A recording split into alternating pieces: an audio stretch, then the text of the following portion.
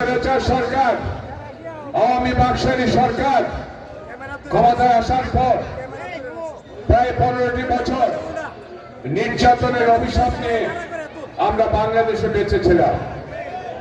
তাদের কাছে প্রতিবাদ করতে বলে তারা রুদ্ধ দ্বারা আমাদেরকে কষ্ট দিয়ে ফাঁসি দিয়েছে। এমন কোন আন্দোলন নেই পুলিশের সাথে আমাদের সংঘর্ষ হয় নাই। আওয়ামী সন্ত্রাসী, আওয়ামী ছাত্রলীগ, যুবলীগ, আওয়ামী লীগের নেতৃবৃন্দ পুলিশের পোশাক পরে তারা আমার সাথে যুদ্ধ করেছে। আমরা কিন্তু মাঠ ছাড়ি নাই, বিগত দিনে কোনো নেই। আমরা যতই আমাদেরকে নির্যাতন করুক, জেল জুলুম করুক, কিন্তু আমরা মাঠে ছিলাম, জেল কেটেছি, রাজনৈতিক ভাবে জেল কেটেছি। জেলখানার ভিতরে গিয়েও তারা আমাদেরকে টর্চার করেছে। কোনখানে আমরা শান্তি পাই নাই। রাতের আধারে ঘর থেকে ঘর আমরা ঘুরে বেরিয়েছি। কার বাসায় থাকবো, কার বাসায় নিরাপদ পাবো, সেই খুঁজে আমরা সারা রাত ঘুমাতে পারি নাই। আজকে এই বিপ্লবের মাধ্যমে স্বৈরাচার বাংলাদেশ থেকে নিপাত হয়েছে। শেখ হাসিনা তার দুশ্চিন্তার কারণে বাংলাদেশকে ছাড়তে হয়েছে। এই অভিশাপ মানুষের অভিশাপ, এই অভিশাপ জনগণের অভিশাপ, এই অভিশাপ যাদেরকে অত্যাচার নির্যাতন করেছে তাদের অভিশাপের কারণে আসছে আওয়ামী লীগের প্রায়শ্চিত্ত। আমরা আপনাদেরকে বলছি, আমরা ক্ষমতায় এসে নাই, কিন্তু আজকে আমাদের মধ্যে ঐক্য থাকতে হবে। ঐক্যের কোনো বিকল্প নাই।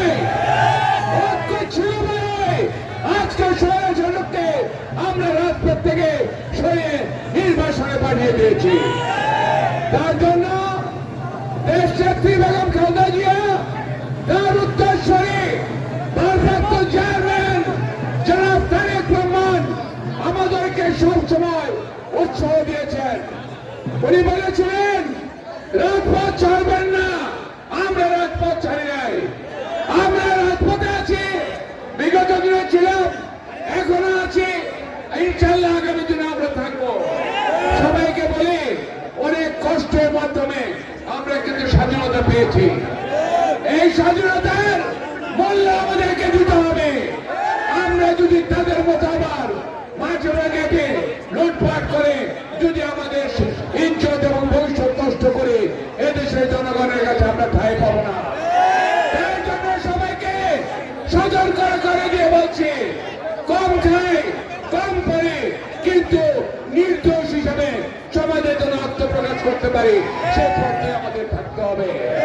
তারেক রহমানের কাছে আমরা আজকে ওনার কাছে শুধু আমাদের কৃতজ্ঞতা প্রকাশ করার জন্য আমরা মাঠে এসেছি। কারণ উনি একমাত্র ব্যক্তি রাজনীতির বিভাজনকে ঐক্য করে অতি অল্প সময়ে এমন একটি সুন্দর কমিটি দিয়েছে যা সর্বস্তরের জনগণের কাছে গ্রহণযোগ্যতা পেয়েছে। তার জন্য তারেক রহমানের কাছে আমরা কৃতজ্ঞতা প্রকাশ করছি। সবাই হাত তুলে বলুন, আমরা আপনার কাছে কৃতজ্ঞতা প্রকাশ করছি। কারণ আমাদের এই সুন্দর সংসার যেভাবে সাজিয়ে দিয়েছেন, আপনার ইজ্জত সম্মান, দেশনেত্রী বেগম খালেদা জিয়ার ইজ্জত সম্মান আমরা রাখতে পারে সে প্রত্যয় করে সবাইকে ধন্যবাদ দিয়ে বক্তব্যের সমাপ্তি টানছে। খোদা হাফেজ।